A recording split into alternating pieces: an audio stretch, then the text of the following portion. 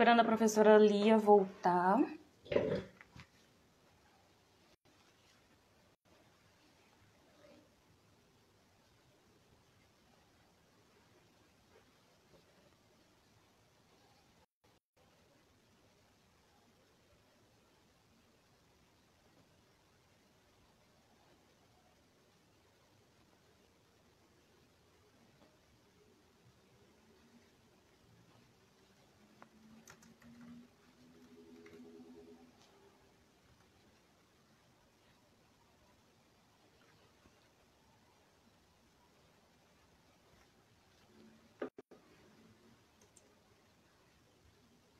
Chegou.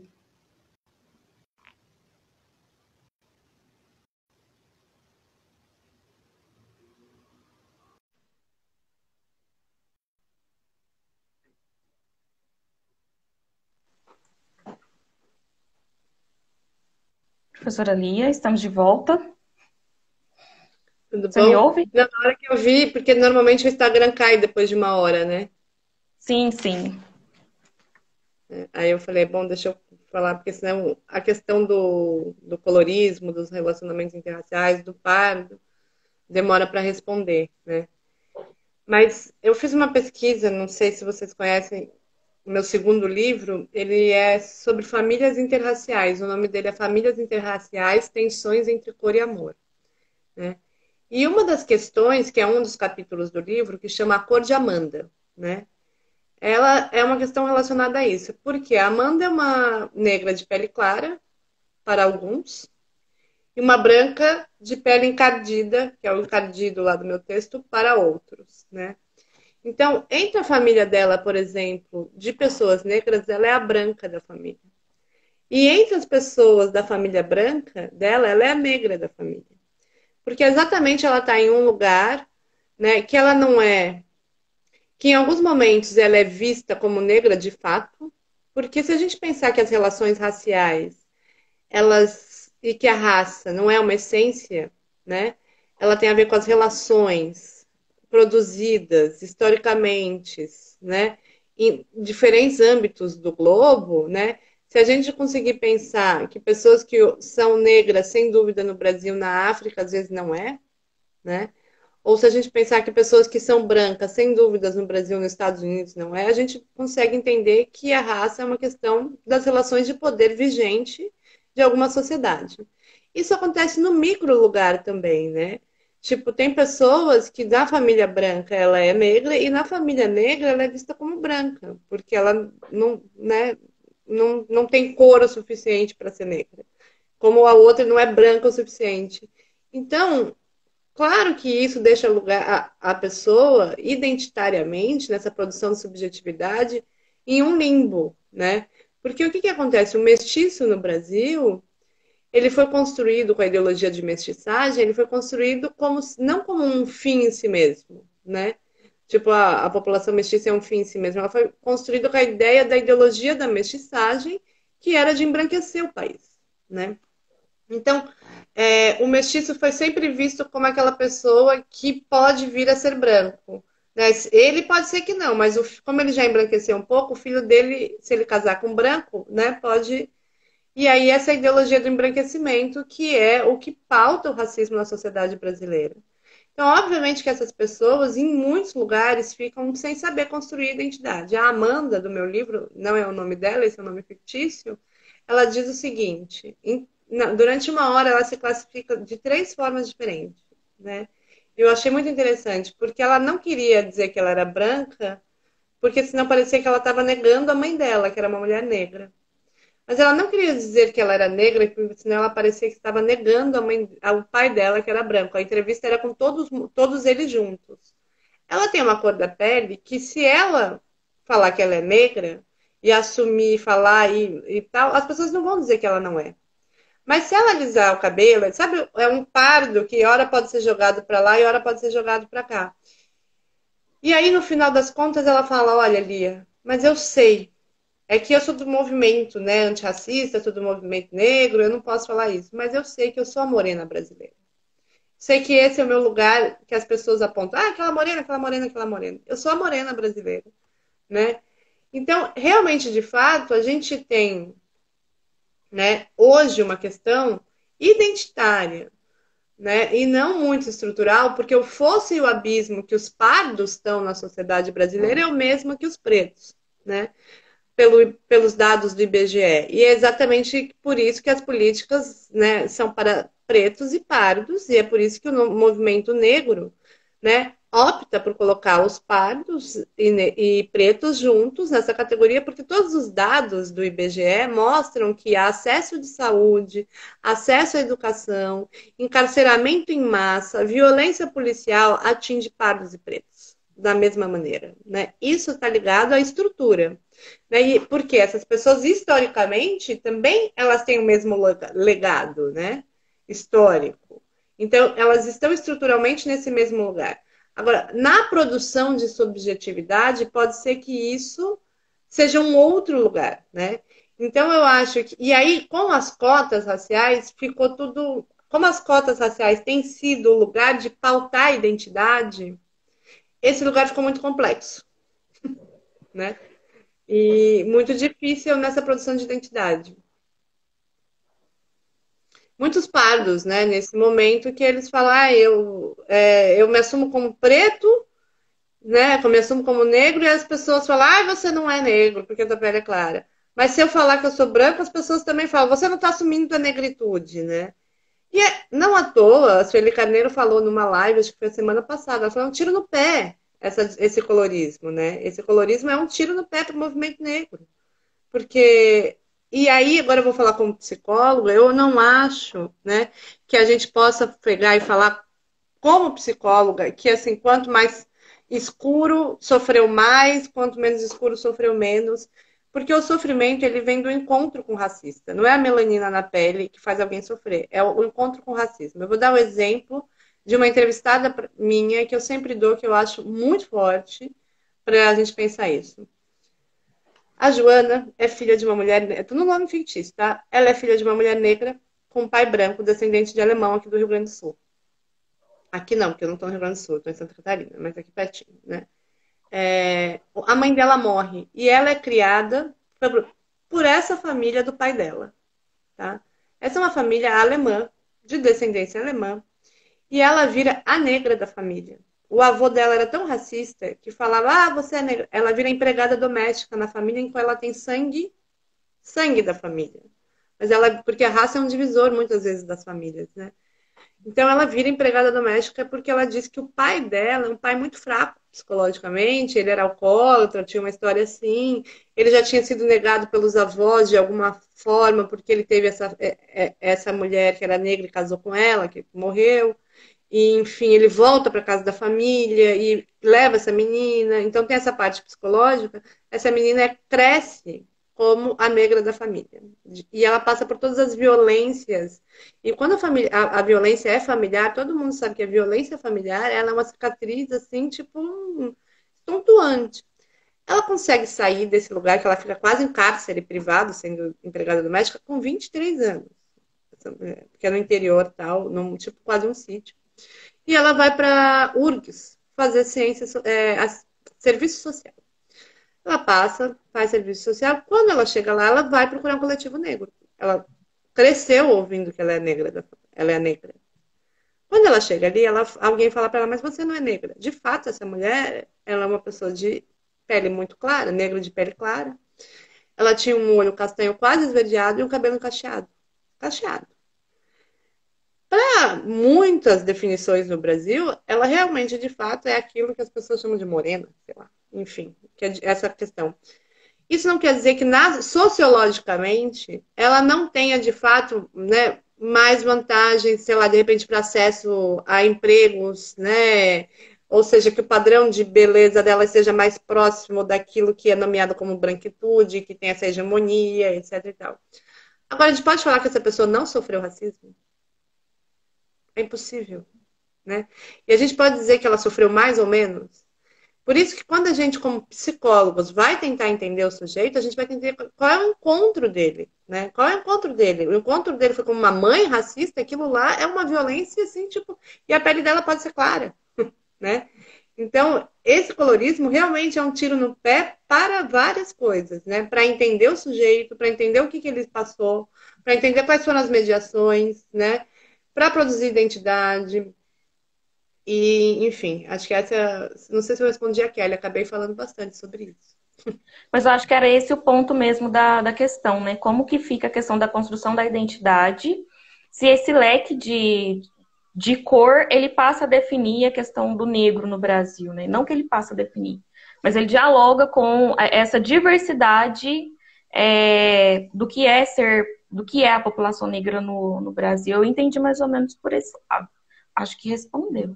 Qualquer coisa, ela deixa um joinha aí. Lia, temos espaço para mais uma pergunta? Eu te pergunto porque a gente já extrapolou o tempo. Queria saber de Não, tenho, você. tenho sim, Temos? tenho sim. As Certo. Então crianças a já gente tá. estão lá de banho tomado, então tá tudo bem. Ah, que Essa ótimo. live acho que é uma das primeiras lives que eu não tenho participação especial do Ariel, do Benjamin pulando aqui da frente. Então eu vou fazer mais essa pergunta. Se possível, disserte um pouco sobre a validade do discurso. Porque sabemos que uma pessoa negra falando que esse tema é diferente de uma pessoa branca. Vou começar de novo. Se possível, disserte um pouco sobre a validade do discurso. Porque sabemos que uma pessoa negra falando sobre esse tema é diferente de uma pessoa branca falando. Fico pensando que pessoas brancas têm seus discursos de racismo validados. Assim, como você vê essa questão sendo uma pesquisadora branca nesse campo? Como foram as suas experiências? Exemplo, fico refletindo sobre como seria uma pesquisadora negra realizando entrevistas com pessoas brancas sobre raça. Bom, partindo do seu exemplo, eu acredito de fato que todos os lugares têm as suas potencialidades, né? E as suas limitações, né? Eu acho que uma pessoa negra entrevistando branco sobre raça ia conseguir pegar coisas da branquitude que eu não teria como conseguir, que é algo tipo a ironia, né? Ah, mas você é pesquisador, né? As pessoas não falam isso para mim. Isso diz muito da branquitude. Alguém perguntar, você é pesquisador, né? Ou talvez às vezes negar o racismo. Isso também diz muito da branquitude, né? Porque também é uma característica da branquitude. Então há questões que são próprias da branquitude, que é a branquitude em relação com os outros grupos raciais, que só um pesquisador negro pode conseguir, né? Mas há questões que um pesquisador branco consegue, que é essa honestidade do racismo, assim, essa coisa da pessoa não ter medo de falar, não se sentir julgada. Isso não quer dizer que isso é mais verdadeiro do que isso, né? Isso é branquitude, a forma com que ela você pode, né, nessa relação, né, pesquisador negro com pesquisador branco, não, pesquisador negro com entrevistados brancos, a gente pode encontrar muito da branquitude, que é a branquitude em relação, né? E na relação branco com branco, a gente pode encontrar a branquitude não em relação, naquele momento que é a festa de churrasco, né? Vamos pensar, mulheres entendem muito do machismo sobre os homens, né? Na relação. E homens podem dizer muito sobre o machismo dos homens quando eles estão no churrasco e é só falar, ah, aquela mulher não sei o quê, não sei o quê. Se você for um homem que resolver ser antimachista, você fica ali ouvindo tudo aquilo lá, você sabe muito sobre machismo, né? Você sabe o que é o machismo naquela vida privada, né? E nós, mulheres, sabemos muito bem o que é o machismo, né? Na relação com os homens. Um é mais importante que o outro? Não. Os dois dizem muito sobre o machismo, né? Um diz sobre o privado, aquilo que pode ser anunciado entre homens, e outro diz da relação homem-mulher, né? Então, eu acho que, né, nesse lugar, a pesquisa é muito importante que negros e brancos falem dessa relação, né, na pesquisa. Agora, a validade do discurso eu não entendi. Do discurso sobre racismo, essa parte eu não entendi. Eu entendi o que ele quis dizer com a validade. Eu vou responder, não sei se é essa a pergunta, tá? Que eu entendi. Eu Eu acho que posso ele tentar perguntou. complementar, se você quiser. Eu acho que só Então, para. Oi? Eu vou responder, se eu não for, ele coloca aí, tá? Tá Eu bom. acho que ele perguntou se o discurso do branco é mais validado, né? Se um branco fala sobre racismo, ele é mais ouvido. Exatamente.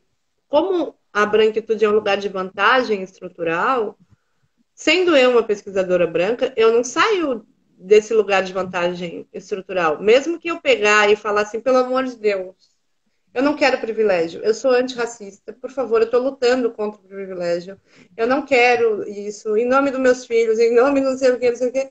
A porta do banco abre mais fácil para mim. É uma estrutura, né? Essa estrutura vai funcionar também em alguns lugares da denúncia sobre o racismo, né? Porque o que acontece? Muitas vezes eu vou falar sobre racismo com pessoas brancas, elas acham que eu sou neutra. Ah, uma pesquisadora neutra.